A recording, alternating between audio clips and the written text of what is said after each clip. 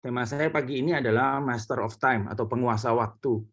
Ya, ini adalah perenungan saya 2 minggu terakhir ini, dan saya mendapatkan banyak hal ketika saya merenungkan ya eh, tentang tema ini. Saya akan memulai dengan hal ini. Ya, coba Bapak Ibu perhatikan ya, dengan seksama 3 iklan arloji yang berbeda merek ini.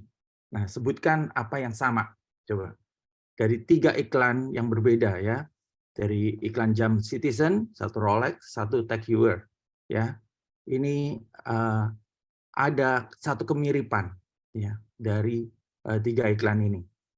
Ya, mungkin kalau yang sudah ketemu boleh ketik ya di chat apa menurut Bapak Ibu apa yang sama.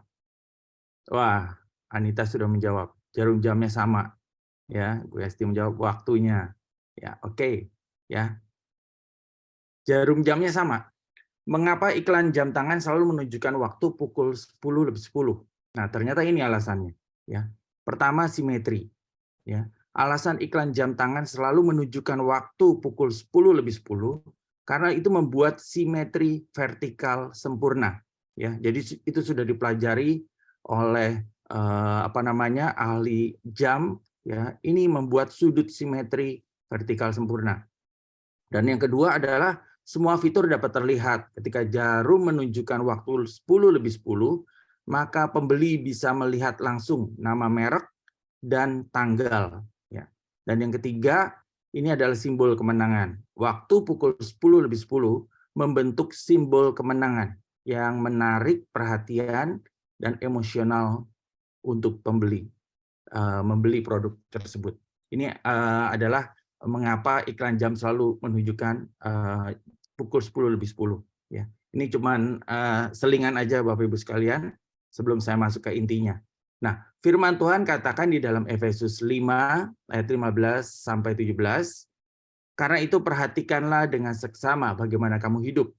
Janganlah seperti orang bebal, tetapi seperti orang arif, dan pergunakanlah waktu yang ada, karena hari-hari ini adalah jahat. Sebab itu janganlah kamu bodoh, tetapi usahakanlah supaya kamu mengerti kehendak Tuhan. Nah, saya ambil dari terjemahan The Passion Translation, di bawahnya dikatakan seperti ini. Jangan hidup dengan cara yang bodoh, seperti orang-orang yang tidak mempunyai pengertian, tetapi hiduplah secara terhormat. Jadi yang di atas dikatakan jangan hidup dengan cara yang bodoh, tapi dikatakan di bawahnya hidup dengan cara terhormat, dengan hikmat yang sejati.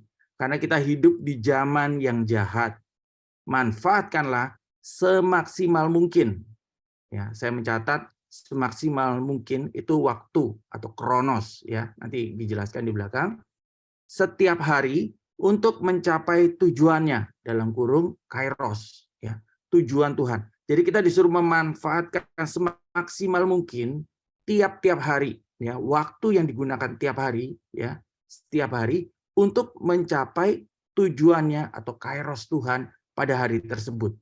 Maka kamu akan memiliki kemampuan untuk sepenuhnya mengerti kehendak Allah.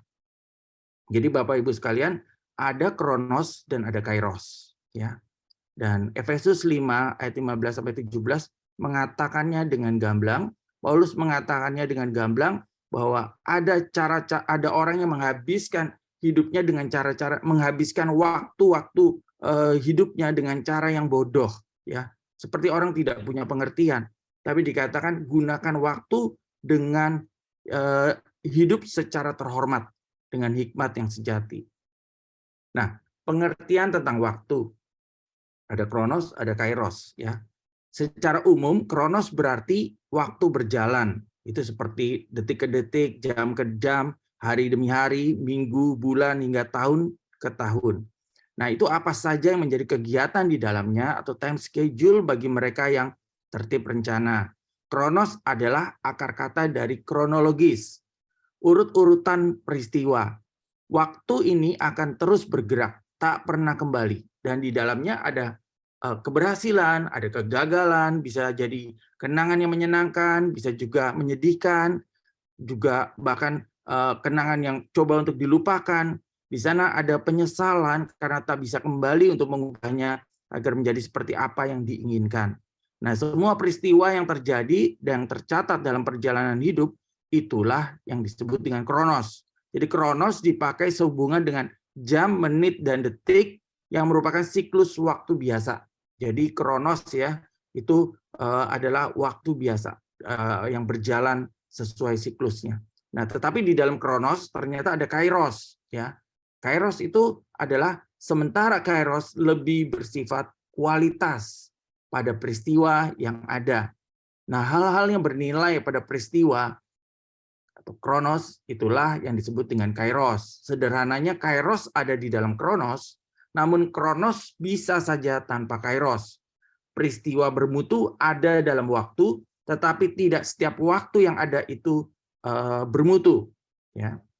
Dari perspektif kuantitas dan kualitas, maka kronos adalah waktu kuantitas di mana kita ada dan beraktivitas di sana.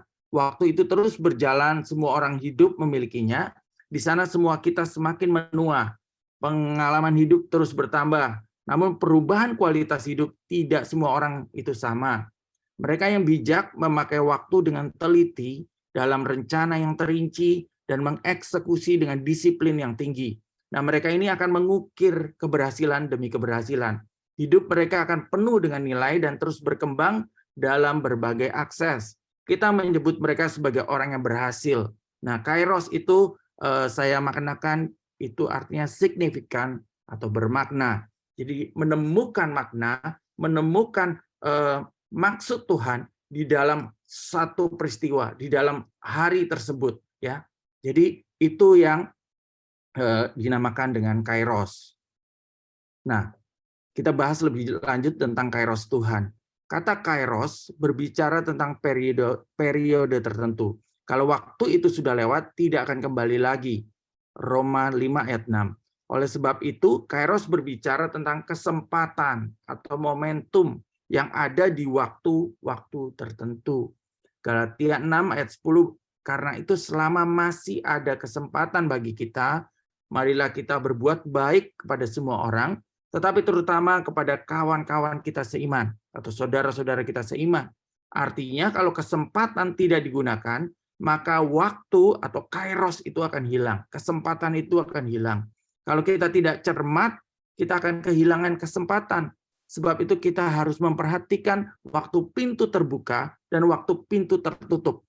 Kita berkata, apabila ia, yaitu Yesus membuka, tidak ada yang dapat menutup. Apabila ia menutup, tidak ada yang dapat membuka. Wahyu 3 ayat 7.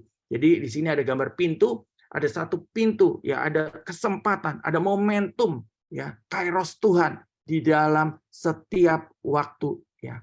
Tuhan siapkan waktu-waktu tertentu, ada kairos Tuhan di sana.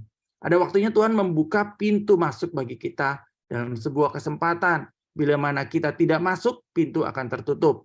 Pintu itu bisa sebuah kesempatan baik yang kita miliki, yang mungkin cuma sekali saja.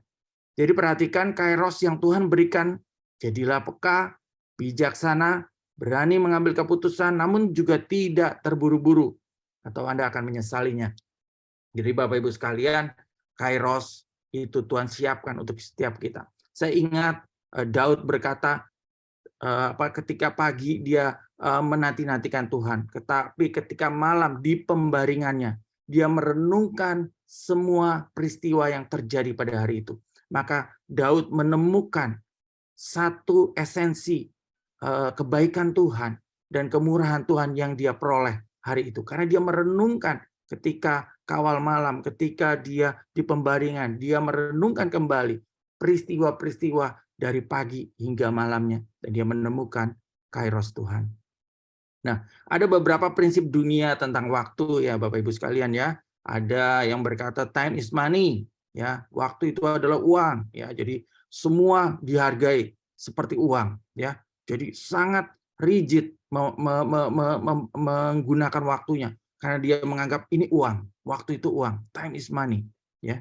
Ada juga prinsip dunia tentang waktu, dia katakan udah nikmati hidup aja selagi engkau dapat menikmatinya, ya, enjoy aja, ya, lakukan hal-hal yang kamu suka, ya, nikmatin aja hidup, ya. seakan-akan hidup itu 1000 tahun gitu ya. Ada orang-orang juga yang killing the time, yang membunuh waktu, ya, melakukan hal-hal yang lain untuk cuman killing the time, membunuh waktu aja, yang melewati waktu aja, seperti itu. Ada yang wasting the time, ada yang membuang-buang waktu, ya, membuang-buang waktu karena dia nggak tahu mau ngapain, dia buang-buang waktu, wasting the time. Ya, ada juga yang berprinsip time will heal. Udah, kalau disakiti orang, udahlah, nanti juga waktu akan menyembuhkan, ya. Kelihatannya semua itu baik, ya. Prinsip-prinsip dunia tentang waktu, ya. Nah, tapi kita harus berhati-hati dengan prinsip-prinsip dunia yang kelihatannya baik, tetapi sesungguhnya itu menipu dan mengalihkan dari yang terbaik. Jadi Bapak Ibu sekalian, kelihatannya baik, ya. Kelihatannya semua ini wah bagus ya ininya. Tetapi hati-hati, itu tetap prinsip dunia, ya. Nggak ada alasnya, nggak ada dasarnya. Tetapi kalau Tuhan menyuruh kita, prinsip-prinsip kebenaran firman Tuhan itu ada alasnya. Ada alasnya itu artinya ada dasarnya, ada fondasinya, yaitu firman Tuhan, ya, dan bisa dibuktikan kebenarannya. Jadi prinsip-prinsip dunia kelihatan baik, tetapi sesungguhnya itu menipu dan mengalihkan kita dari yang terbaik. Nah, iblis berusaha yang pertama untuk mencuri waktu. Nah, iblis itu adalah bapak segala pendusta. Dia mencuri, membunuh, dan pembinasa keji. Dia akan mencuri waktu-waktu terbaik atau waktu-waktu produktif kita dan memberi rasa nyaman yang palsu. Nah, di sini saya sampaikan alat bantu iblis untuk mencuri waktu, itu salah satunya tuh istilah healing dulu, ya. Itu salah satu cara iblis mencuri waktu kita, ya. Suruh cooling down, seakan-akan tuh udah ini dulu, healing dulu lah, udah mundur dulu lah, ikut-ikutan dengan tren ngaso dari pelayanan demi pemulihan diri dan lain sebagainya. Bapak Ibu sekalian, saya pernah baca buku yang ditulis oleh Paul Yogicho. Dia izin sama Tuhan mau berhenti pelayanan dulu, mau healing dulu. Terus sama Tuhan ditolak, mau ngapain kamu healing, ya, mau ngapain kamu ngaso, ya, kamu harus lakukan ini dan itu gitu. Jadi nggak dikasih ngaso, Bapak Ibu sekalian. Itu ada di bukunya Paul Yogicho, ya. Nah, yang kedua, iblis berusaha selain yang pertama itu mencuri waktu, yang kedua itu mengalihkan waktu, ya. Ketika kita membuang-buang atau menghambur-hamburkan waktu, ya, menunda hal-hal baik yang harus dilakukan, menganggap enteng waktu, merasa bahwa selalu ada waktu dan kesempatan baik, ya. Sesungguhnya itu adalah tipuan iblis, ya. Alat bantu iblis untuk mengalihkan waktu-waktu kita adalah salah satunya sosial media, ya. Kecintaan akan drakor yang berlebihan sehingga menyita waktu kita. Selanjutnya adalah gaya hidup, mengikuti tren masa kini, selebriti, oh dia pakai tas apa, oh dia pakai baju seperti apa, oh dia melakukan apa, diperhatikan terus trennya, mengikuti gaya hidup dan lain sebagainya. Nah, sesungguhnya itu adalah mengalihkan waktu kita. Itu cara iblis untuk mengalihkan waktu kita atau menarik waktu-waktu terbaik kita dan dialihkan kepada hal-hal yang menghabis-habiskan atau menghambur-hamburkan waktu terbaik kita. Jadi waspada ya, iblis masih berusaha mencuri waktu kita dan mengalihkan waktu kita walaupun kita sekarang statusnya anak Tuhan. Nah, waktu adalah salah satu yang dicuri iblis dari setiap kita ketika kita masih menjadi anak kegelapan atau budak dosa. Kita tidak memiliki kuasa untuk mengatur atau mengelola waktu karena kita diperbudak atau dikuasai oleh kegelapan. Ini perbandingannya, perbedaan dalam hal waktu. Sebelum bertobat, status kita tuh budak iblis, ya. Kondisi kita tidak ada kebebasan, dikendalikan, tidak punya kendali atas waktu. Dan rencana iblis adalah supaya kita terus dibutakan tentang hak-hak yang kita miliki, termasuk hak untuk mengelola waktu. Jadi ketika kita belum bertobat, kita masih jadi anak kegelapan, kita tidak punya kuasa atas waktu. Bayangkan Bapak Ibu sekalian, seorang budak, bagaimana mungkin dia mengatur waktunya sendiri? Semua jadwalnya bangun pagi harus melakukan apa, itu budak ya. Siang harus melakukan apa, sore harus melakukan apa, malam harus melakukan apa, itu udah dijadwal, nggak punya kebebasan untuk mengatur waktu. Ya, sebaliknya, ketika kita sesudah bertobat, sesudah kita lahir baru, statusnya kita menjadi anak Tuhan, kondisi kita adalah bebas. kita punya kendali atas waktu dan penggunaannya. Tapi biasanya justru kita jadi terlalu bebas sehingga kita juga nggak bisa mengelola dan mengatur waktu dengan bijak. Ya. Bahkan di sini dikatakan rencana Tuhan sebenarnya adalah supaya kita mampu mengelola waktu dengan bijak dan menjadi dewasa rohani melalui waktu yang kita kelola. Jadi waktu di dalam tangan anak Tuhan itu adalah sesuatu senjata yang baik, ya. Mampu ketika kita mengelola waktu dengan bijak, kita meningkat, ya, kapasitas kita ditingkatkan oleh Tuhan, kedewasaan rohani kita ditingkatkan oleh Tuhan. Makanya kalau anak Tuhan banyak buang-buang waktu, ya, nggak dewasa-dewasa, Bapak Ibu sekalian, nggak dewasa-dewasa rohani, ya, terus aja begitu, yaitu tipuan iblis. Tadi saya sudah sampaikan di slide sebelumnya. Jadi kita diberikan otoritas oleh Tuhan untuk mengelola waktu, gunakanlah waktu dengan bijak dan menjadi dewasalah dengan waktu yang kita kelola. Ada dua tipe manusia dalam mengelola waktu, ya. Yang pertama adalah ya, tipe yang tidak beraturan atau unstructured. Yang kedua tipe yang teratur atau dia structure. Ya, yang pertama tidak pernah mencatat jadwal, tidak mengelola waktu dengan tertib dan teratur, mengalir saja, menggunakan waktu dan mengelolanya dengan kemampuan ingat mengingat saja. Jadi nggak pernah dicatat, ya.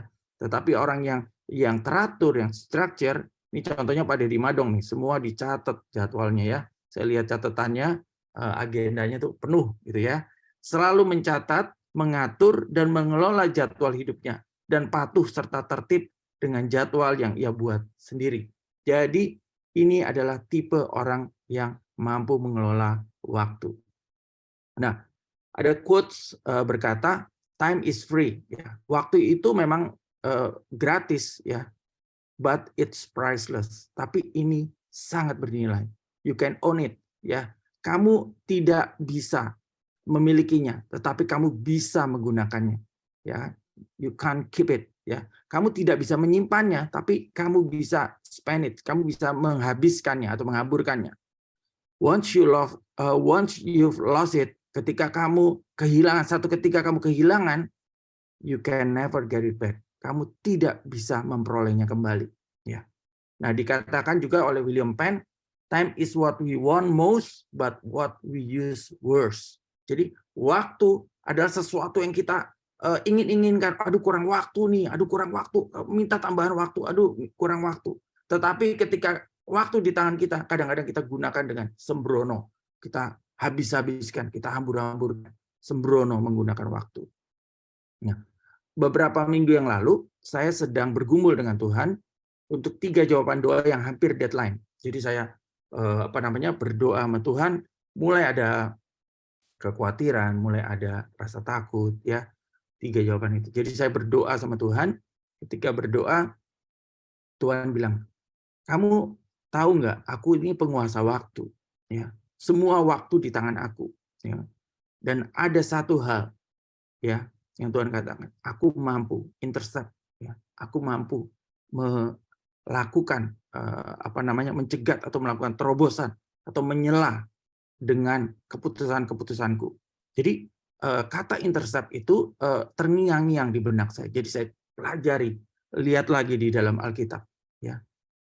Kapan Tuhan pernah melakukan intercept atau mencegah atau menerobos tindakan menyela atau interupsi, ya.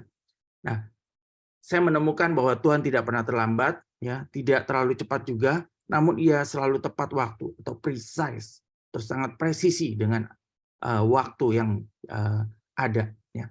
Nah, Tuhan menguasai waktu dan Dia mampu mencegah atau intercept. Ya. Saya temukan di dalam Matius 24 ayat 20 sampai 22, berdoalah supaya waktu kamu melarikan diri, ini tentang akhir zaman, ya. Jangan jatuh pada musim dingin dan jangan pada hari Sabat. Sebab pada masa itu akan terjadi siksaan yang dahsyat seperti yang belum pernah terjadi sejak awal dunia sampai sekarang dan tidak akan terjadi lagi. Dan sekiranya waktunya tidak dipersingkat, maka dari segala yang hidup tidak akan ada yang selamat. Bapak Ibu, saya garis bawahi, saya merahin, dan sekiranya waktunya tidak dipersingkat. Siapa yang mempersingkat, Bapak Ibu sekalian? Yang mempersingkat adalah Tuhan. Ya. Jadi dia bisa intercept, dia lakukan terobosan. Udah waktunya dipersingkat. Ya. Artinya Tuhan bisa datang kapan aja, gitu, ya. Karena dia bisa mempersingkat waktu. 1 Korintus 10 ayat 13 juga dikatakan, pada waktu kamu dicobai, Ia akan memberikan kepadamu jalan keluar sehingga kamu dapat menanggungnya. Itu pun intercept, ya. Tuhan menerobos, Tuhan berikan satu solusi, ya, terobos. Ya, ketika ada masalah, ya kan, gak ada jalan keluar, deadlock, dia intercept, dia masuk, ya, dan dia memberikan kepadamu jalan keluar. Nahum 1 ayat 7 sampai 8 dikatakan, Tuhan itu baik, Ia adalah tempat pengungsian pada waktu kesusahan. Ia mengenal orang-orang yang berlindung kepadanya dan menyeberangkan mereka pada waktu banjir. Jadi di dalam kitab Nahum pun dikatakan Tuhan melakukan intercept, ya, diseberangkan mereka pada waktu banjir. Ya. Jadi dilewati, orang-orang benar itu dilindungi. Ya. Ketika terjadi bencana di Israel, orang-orang benar dilindungi. Terjadilah Tuhan mengintercept atau mencegat atau melakukan terobosan atas kehidupan kita. Nah, di dalam Yosua 10 ayat 13 juga dikatakan, maka berhentilah matahari dan bulan pun tidak bergerak sampai bangsa itu membalaskan dendamnya kepada musuhnya. Bukankah hal itu telah tertulis dalam kitab orang jujur? Matahari tidak bergerak di tengah langit dan lambat-lambat terbenam kira-kira sehari penuh. Ini pun adalah intercept, Tuhan mencegat dan Tuhan melakukan terobosan. Dan terakhir di dalam 2 Raja-Raja 20 ayat 8 sampai 11 dikatakan, Yesaya menjawab, inilah yang akan menjadi tanda bagimu dari Tuhan, bahwa Tuhan akan melakukan apa yang telah dijanjikan. Akan majukah bayang-bayang itu 10 tapak atau akan mundur 10 tapak? Jadi ditanya ini, kamu mau sebagai tanda, mau nggak bayang-bayang itu maju 10 tapak atau mundur 10 tapak? Hizkia bilang, itu perkara ringan bagi bayang-bayang itu untuk memanjang 10 tapak. Ya. Sebaliknya biarlah bayang-bayang itu mundur ke belakang 10 tapak. Lalu berserulah Nabi Yesaya kepada Tuhan, maka dibuatnyalah bayang-bayang itu mundur ke belakang 10 tapak. Jadi waktunya dimundurin, ya, demi untuk membuktikan kepada Hizkia bahwa Hizkia doanya dijawab, dia disembuhkan, dan itu janji Tuhan. Dikatakan mundur ke belakang 10 tapak yang sudah dijalani bayang-bayang itu pada penunjuk matahari buatan Ahaz. Jadi Bapak Ibu sekalian, ini adalah kisah-kisah di mana Tuhan menyatakan bahwa dia menguasai waktu dari ujung ke ujung. Dia mengintercept dan melakukan hal-hal yang diperlukan untuk menolong anak-anaknya. Tuhan adalah raja dan penguasa atas waktu. Tuhan melintasi waktu. Ya, di sini ada gambaran dari bulan Januari sampai bulan Desember, di mana kehadiran Tuhan, ya, kronosnya berjalan, tetapi kairos Tuhan bekerja di dalam setiap waktu. Nah, Tuhan adalah master of time. Wahyu 1 ayat 8 berkata, Aku adalah Alfa dan Omega, firman Tuhan Allah yang ada dan yang sudah ada dan yang akan datang, yang Maha Kuasa. Wahyu 22 ayat 13 berkata, Aku adalah Alfa dan Omega, yang pertama dan yang terkemudian, yang awal dan yang akhir. Jadi Alfa itu adalah huruf awal di dalam bahasa Yunani, dan Omega itu dalam abjad Yunani itu adalah omega, ya, huruf terakhir di dalam abjad Yunani. Kalau di dalam bahasa Aramnya alfa dan omega adalah alef dan taf. Ya. Jadi di sini catatan saya, ketika Tuhan bekerja, ia selalu menggunakan perspektif masa depan, omega yang akhir. Dia udah tahu akhirannya. Jadi dia perspektif masa depan. Dia tahu kesudahannya. Dia tahu proses menuju kesudahannya.